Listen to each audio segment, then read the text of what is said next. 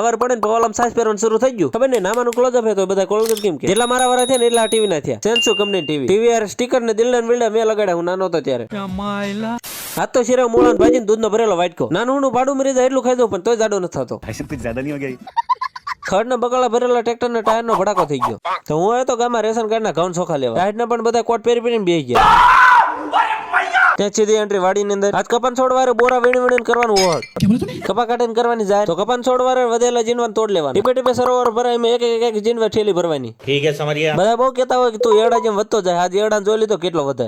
જીનવા તોડેલા મોટ ભાઈ હાંઠિયું મળવાનું શરૂ કરી દીધું. બોરા ભરેલી ઠેલી લઈ જવાનું ઘરે ડાયરેક્ટ ધાબા ઉપર લઈ જવાની. ખબર નહીં અમારો દાદરો સામાન મૂક્યો હોય ધાબા પર ચડવા. ગમે તેમ કરીને ધાબા પર ચડાવી દીધા બોરા. સારી રીતના ધાબા એટલે પોળા કરી નાખવી. લાગે ને જીનવાન છૂટ નહીં હાલતી હોય. ધાબા ઉપર બોર્ડ બોરા આવી જાય તો આ વરાની સખામણી મેં કરી. કાકા નવું ઢાળ્યું બનાવ્યું પેંડા ખવડાવો.